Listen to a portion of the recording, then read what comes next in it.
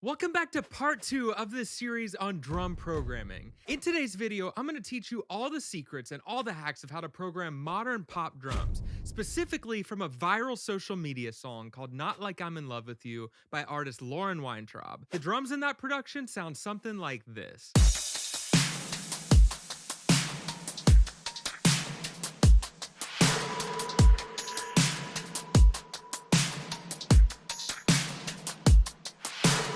Well, if you're just joining along for the first time, thanks so much for coming to the channel. My name's Christian Hale, Billboard charting producer songwriter here in Nashville, Tennessee. If you haven't seen part 1 of this drum programming series, definitely go check that out right now in the link below, because in that video I showed you exactly how to program organic, realistic sounding drums over a modern pop country track. But for right now, let's get into this video on modern pop drums, and I'll show you step by step how it's done.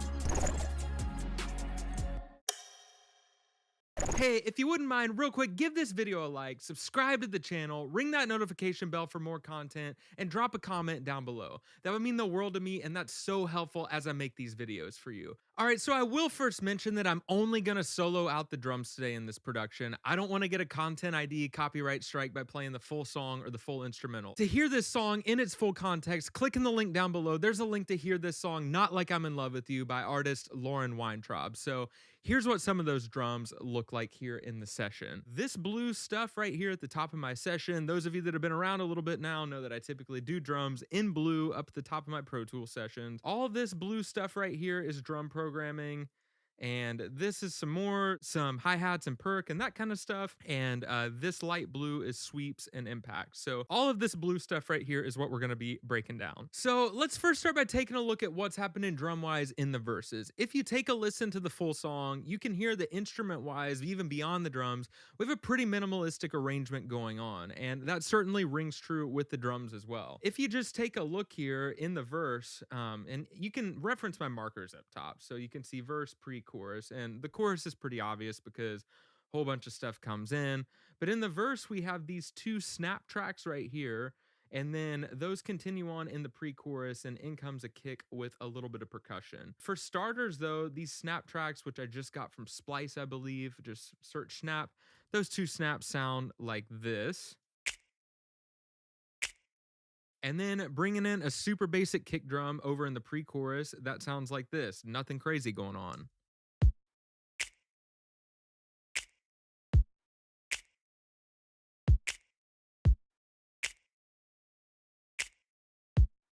Again, super basic, nothing crazy, pretty straight ahead stuff. So to help drive that groove forward a little bit, if you listen to the full arrangement, there's some eighth note guitars kind of helping drive the verse and the pre-chorus forward. That's part of how we can get away with a more minimalistic drum arrangement here.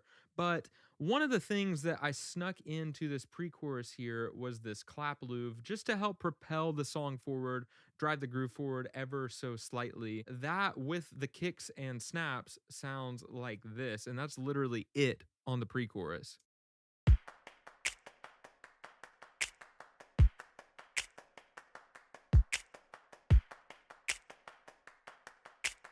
And one thing I did do to this clap loop was I actually added CLA vocals. And that's something I do quite a bit. I like to use these CLA plugins sometimes on the wrong instrument. So you see I have claps right there and I have CLA vocals. Sometimes I'll use CLA guitars on snaps, or sometimes I'll have a weird synth track and I'll have CLA bass or effects. So for me, it's funny. A lot of times I don't actually use the CLA plugins, quote, in the way they were intended to be used. I'll sort of mess around and use the wrong thing on the wrong instrument. But the CLA stuff does a cool thing with Perc. Here, if I bypass that and then add it in, you kind of hear that it does a little bit of a good thing to kind of make the Perc a little more interesting, a little more exciting. Here's with it off, and I'll add it on.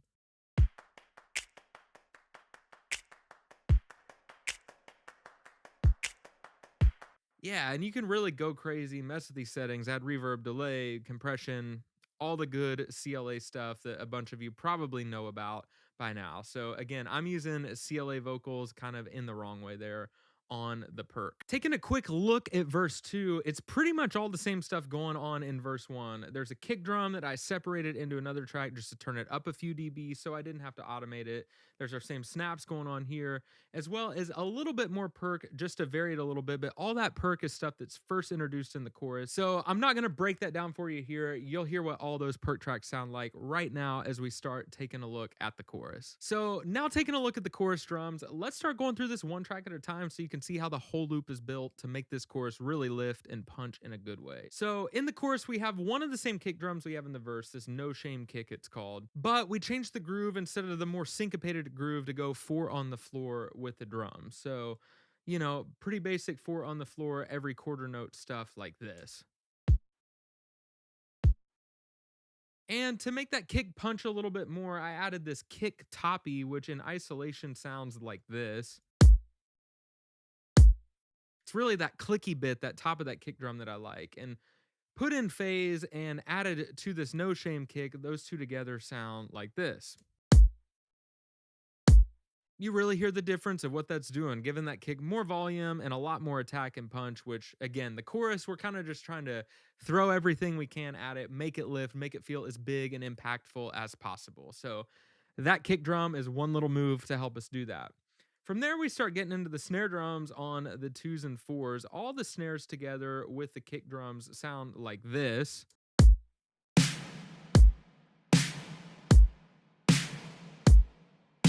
So some nice 1s and 2s, 4 on the floor, kick and snare type of goodness. Each one of those snares in isolation, though, is this. So the first is this Oliver snare punch. And I'll just say Oliver, I'm sure a lot of you out there know the Oliver stuff on Splice. It's all over modern pop music, but Oliver was kind of the sound of the song. Just taking a look here, it looks like 1, 2, 3 of the 4 snares. I don't know what this one down here is, but 3 of our 4 snares in the song were Oliver snares. They just sound great, and really sonically, this kind of specific sonic characteristic the Oliver stuff does amazingly well. So go get Oliver stuff. It's amazing, and it's all over a bunch of music you know well. But the first snare was this mix ready slapper. It sounds like this. The next snare was this gushy 80s mix ready snare like this. The next was this clicky Oliver mix ready magic layer without any of the plugins that I eventually added. It sounds like this. Then I made it a little weirder by adding a little bit of pitch and drive on Little Altar Boy and a little bit of imaging to make it sound like this. And then this verby snare with a little bit of Avid Lo-Fi that sounds like this. Putting all 4 of those snares together, obviously making sure they're all super in phase. That's critical when you're layering sounds like this. But putting all those together, our snare sounds like this. Kick.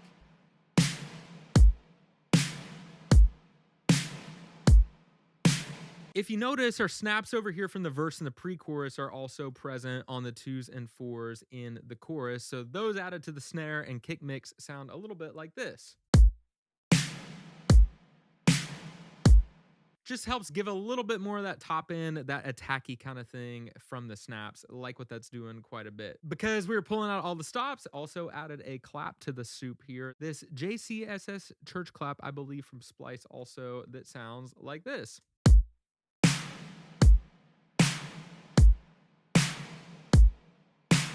So that's the kick and snare stuff, and Not Like I'm in Love with You broken down. That really is the backbone of the drum groove and the impact of the drums in the chorus. From there, I programmed in a little bit of verbed out stuff every 4th snare hit. That's these tracks right here. And let me show you what each one is doing. So again, you can see 1, 2, 3, 4 on the snare hits, and then 1, 2, 3, 4 on the snare hits. These 3 tracks of the verby hits added to the context of the groove gives you this kind of effect.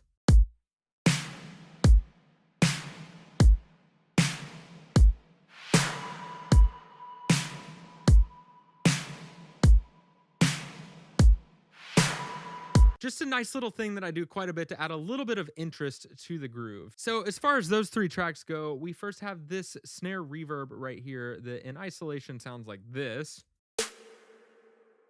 Has some verb and some sauce baked onto it already. Then I added Valhalla Vintage Verb. This is my go-to for just a big, quick reverb. The stock concert hall setting right there is so good, and I'll just tweak it a little bit to taste. But with the Valhalla Vintage Verb, it now sounds like this.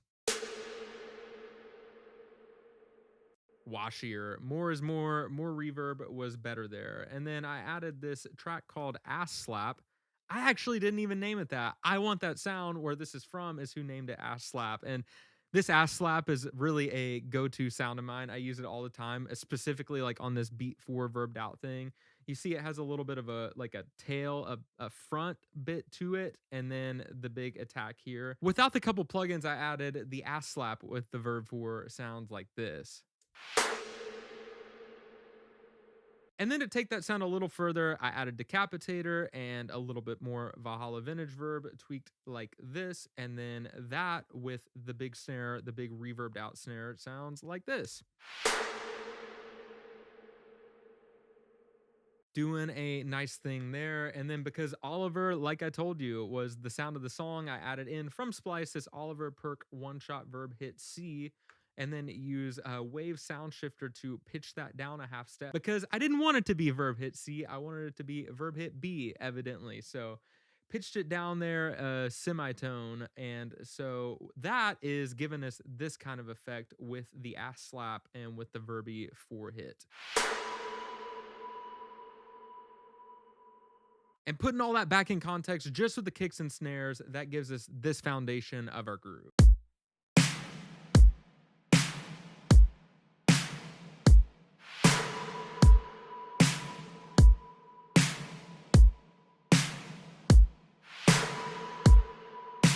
So that now brings us down the drum arrangement a little bit more to all of this shade of blue stuff right here, which is all my hats, perc, really all stuff that is just designed to drive the momentum of the song forward, propel the groove forward, give that chorus almost the feel like it's sped up a little bit through subdivision. All of the blue stuff, this shade of blue stuff I should specify, soloed up sounds like this.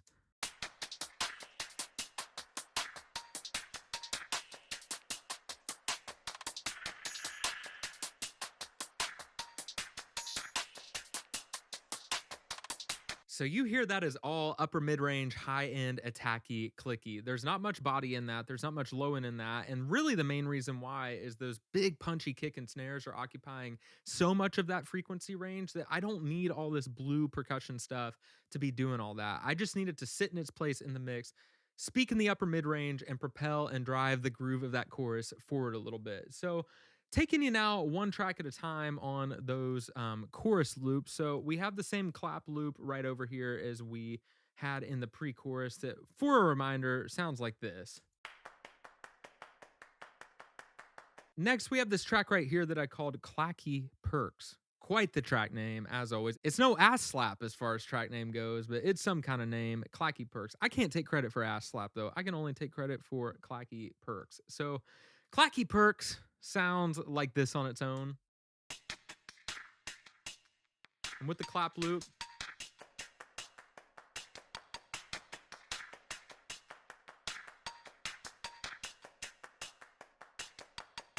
I'm not really sure where this is from originally. It might have been something I programmed up like in Battery or a loop I mangled in Splice. It says instrument right here, so I'm thinking it might have been something that I programmed in Battery or Arcade and mangled. And most likely, if it has commit right here, I committed some plugins down. There's definitely some processing happening in the audio files there, but you get the gist of what that's doing. From there, I programmed in this hat driving track, which with these other two tracks sounds like this. So I'm going to play that again, and I want you to pay attention to the velocities of that hi-hat. It's not shut, shut, shut, shut, shut, shut. It's not the same velocity every time. There's a little bit of shut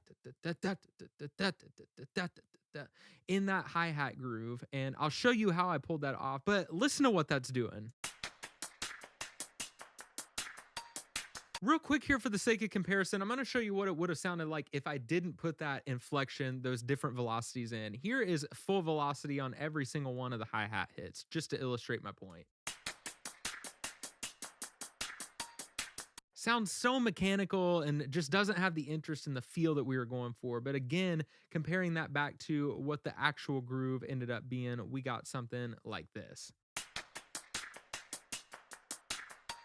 And so literally what I did to pull that sound off is, you see, here's the first sample. Then there's this sample right here that's smaller in velocity, quieter on the clip level. Then this one that's a little bit louder and bigger than this, but not quite this big. And then this one that's a little bit bigger than these two, but not quite big as this. So literally all I did to pull this off, and I do this quite a bit with Perc and hats, especially when I'm dealing with audio files and not MIDI, is I'll literally just copy and paste them. I'm using Command D for you Pro Tools users out there. And I'll bring the clip gain down like this, and then I'll bring this clip gain down a little bit more here. Then I'll bring this clip gain down a little bit more. And so now we effectively did what I did in this chorus, which sounds like this. So that's how I pulled that sound off. And again, messing with velocities, not doing the same velocity in all your percussion, I think is a good technique for you to try in your own productions. From there, we have these two trap hat trap style loops that I filtered all the low end out of each one, as you can see, because again, all the punch, all the lower mid range is already so prevalent in the kick and snares. I didn't need it here, or else it would sound like a phasey mess, which we didn't want in this song, as you could imagine. But those two tracks on their own sound like this.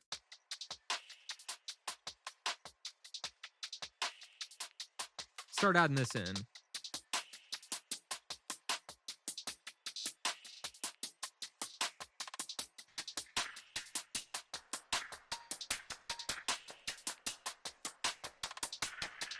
So you really hear the interest that those are adding to the groove. Again, I didn't need all the lower mid-range. That would have sounded out of phase and messy, but love what that's doing. Love the interest that's adding. And then just added these couple other things. The first of which was this open hat right here that, let me show you what that sounds like in context with the trap hats. It's just an open hat sample with a little bit of Avid lo-fi on it. It sounds this way.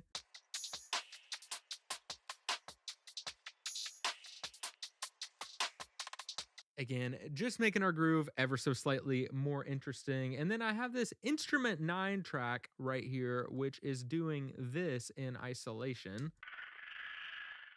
It's like a tweaked out rattle track, and I added good old CLA effects, weirding it out a little bit, and Pan Man just kind of pulling that around from left to right in your speakers or headphones. So this track right here without the CLA effects and the Pan Man sounds like this. And then you see the CLA effects and the Pan Man really like weird out that rattle, twist it, make it weird, but in a good way that I like. And again, sounds like this. Love how that like swirls around from here to here and back around, and the CLA effects. Again, I talked to you about the CLA plugins. Like I just tweaked some stuff. I don't even know like what I did. I just messed around till it sounded weird and unrecognizable, and then did this motion thing with the Pan Man. That's ear candy. Like if that wasn't in the track, if that wasn't in the arrangement, I don't know if you'd miss it per se, but those little moves of ear candy just to make your groove 5-10% less stock. I think those types of moves right there really add up over the course of a song to just help your song sound a little bit more pro, a little bit more finished. So putting all this percussion back in with our verby 4 hits and our snares and our kick drums, we have, starting from the pre-chorus, getting into the chorus, a drum groove that sounds a bit like this.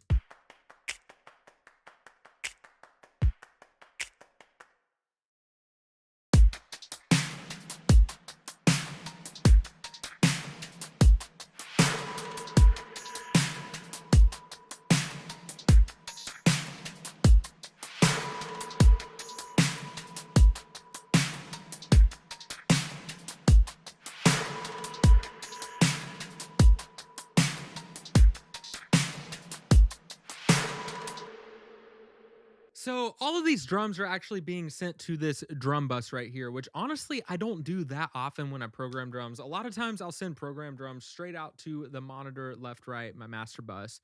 But in this case, I thought that it made sense. For some reason, I must have wanted to affect the whole sound a little bit on the drum. So I sent all the drums right here to this drum bus. You can see in the routing all the way up and down the drum tracks that's happening. So on that, I added a little bit of low end and a little bit of high end on this Pultec EQ emulation. And then I sent all of this to this parallel drum dirt track, just pushing the distortion ever so slightly on Avid Lo-Fi. And for those of you Pro Tools users, Lo-fi is amazing. This little distortion bit right here sounds great on 808s. Like going 0.2 on the distortion sounds amazing on drums, amazing on 808s. Adds just the right amount of attack, just the right amount of transient, just the right amount of harmonic saturation to make most things sound really good. So let me show you what that sounds like. Then I'm going to bypass some of this stuff. Then I'm going to add it back in. So pay attention to, it's subtle, but pay attention to what it's doing just to help all the drums cut through and push just a notch forward. Here's with, and then I'll take it off.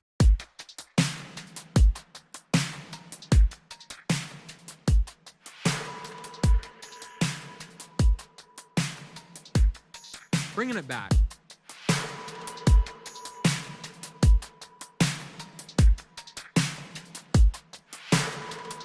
You know, and as you can hear there, that drum bus is actually doing quite a bit of good stuff that I really like. And you know, that's what's fun about this. I said a lot of times I don't send drum programming through a drum bus track like that, but revisiting this, I don't know why I made that drum bus move, but I decided to, like, when I produced this song out a year and a half ago is the time I'm making this video. But it's fun to jump back into your old productions and see moves that you made that you forgot about that you need to reincorporate into your current workflow. And I think that definitely is one. That did a number on the drums, a bunch of good stuff that I really liked. That brings us down here to this shade of blue, the last bit of stuff in the drum programming arrangement. And it's just these reverses, sweeps, and impacts.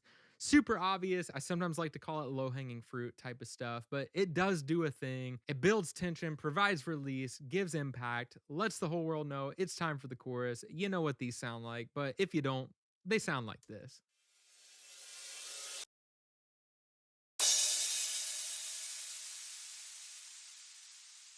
As I said, it's low-hanging fruit, but necessary low-hanging fruit. But really, that's everything going on drum-wise, drum programming-wise in this song. And again, I would encourage you to go check out this song, Not Like I'm in Love With You, as you can find down in the description below, to really hear how these drums sit in the full mix. But I was really happy with how this mix sounded. I think the drums have punch. I think the whole mix and arrangement have a lot of punch, a lot of impact. I feel like that chorus feels really big when it comes in, and as you can see, like, it was nothing crazy drum wise to help give us that big polished program drum sound. Like, it was just a matter of good sample selection arranged in the right way, the right amount of subtle little mix moves here and there, little bits of mangling the sounds here and there, little bits of saturation to help things speak here and there, but there really was nothing crazy to it. And I just showed you exactly how it was done. And I hope it gave you lots of tips and techniques that you can go try in your own songwriting and own productions to level up what you're doing just ever so slightly. So let's put all that together so you can hear what all those drums sound like in its final context.